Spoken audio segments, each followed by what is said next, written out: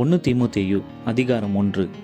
நம்முடைய இரட்சகராயிருக்கிற தேவனும் நம்முடைய நம்பிக்கையாயிருக்கிற கர்த்தராகிய இயேசு கிறிஸ்துவும் கட்டளையிட்டபடியே இயேசு கிறிஸ்துவின் அப்போஸ்தலனாயிருக்கிற பவுல் விசுவாசத்தில் உத்தம குமாரனாகிய தீமோத்தேயுவுக்கு எழுதுகிறதாவது: நம்முடைய பிதாவாகிய தேவனாலும் நம்முடைய கர்த்தராகிய கிறிஸ்து இயேசுவினாலும் கிருபையும் இரக்கமும் சமாதானமும் உண்டாவதாக. வேற்றுமையான உபதேசங்களை போதியாதபடிக்கும் விசுவாசத்தினால் விளங்கும் தெய்வீக பக்தி விருத்திக்கு ஏதுவாயிராமல் தர்க்கங்களுக்கு ஏதுவாயிருக்கிற கட்டுக்கதைகளையும் முடிவில்லாத வம்ச வரலாறுகளையும் கவனியாதபடிக்கும் நீ சிலருக்கு கட்டளையிடும் பொருட்டாக நான் மகதோனியாவுக்கு போகும்போது உன்னை எபேசு பட்டணத்தில் இருக்க வேண்டிக் கொண்டபடியே செய்வாயாக. கற்பனையின் பொருள் என்னவெனில், சுத்தமான இருதயத்திலும் நல் மனசாட்சியிலும் மாயமற்ற விசுவாசத்திலும் பிறக்கும் அன்பே. இவைகளை சிலர் நோக்காமல் வீண் பேச்சுக்கு இடம் கொடுத்து விலகி போனார்கள்.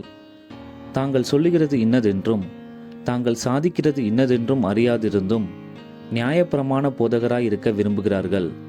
ஒருவன் நியாயப்பிரமாணத்தை நியாயப்படி அனுசரித்தால் நியாயப்பிரமாணம் நல்லதென்று அறிந்திருக்கிறோம்.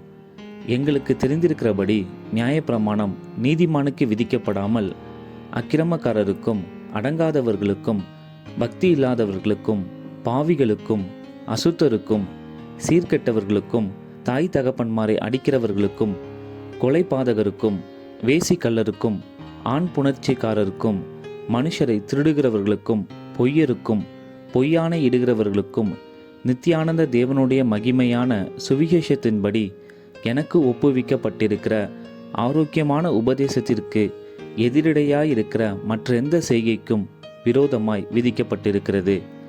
என்னை பலப்படுத்துகிற நம்முடைய கர்த்தராகிய இயேசு கிறிஸ்து என்னை உண்மை உள்ளவன் என்றெண்ணி இந்த ஊழியத்திற்கு ஏற்படுத்தினபடியால் அவரை ஸ்தோத்தரிக்கிறேன்.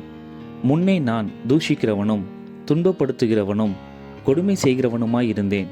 அப்படி இருந்தும் நான் அறியாமல் அவிசுவாசத்தினாலே அப்படி செய்தபடியினால் இரக்கம் பெற்றேன்.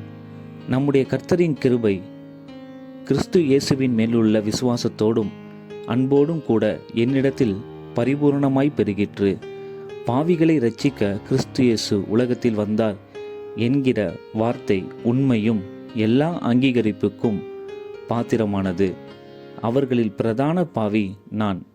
அப்படி இருந்தும் நித்திய ஜீவனை அடையும்படி இனிமேல் இயேசு கிறிஸ்துவின் இடத்தில் விசுவாசமாயிருப்பவர்களுக்கு திருஷ்டாந்தம் உண்டாகும் பொருட்டு பிரதான பாவியாகிய என்னிடத்தில் அவர் எல்லா நீடிய பொறுமையையும் காண்பிக்கும்படிக்கு இரக்கம் பெற்றேன். நித்தியமும் அழிவில்லாமையும் அதரிசனமும் உள்ள ராஜனுமாய் தாம் ஒருவரே ஞானமுள்ள தேவனுமாய் இருக்கிறவருக்கு கனமும் மகிமையும் சதா காலங்களிலும் உண்டாயிருப்பதாக. ஆமேன்.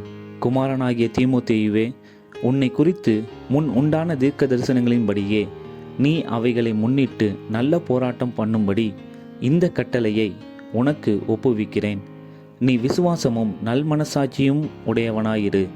இந்த நல் மனசாட்சியை சிலர் தள்ளிவிட்டு விசுவாசமாகிய கப்பலை சேதப்படுத்தினார்கள். இமேனேயும் அலெக்சந்தரும் அப்படிப்பட்டவர்கள். அவர்கள் தூசியாதபடி சிட்சிக்கப்பட அவர்களை சாத்தானிடத்தில் ஒப்பு கொடுத்தேன்.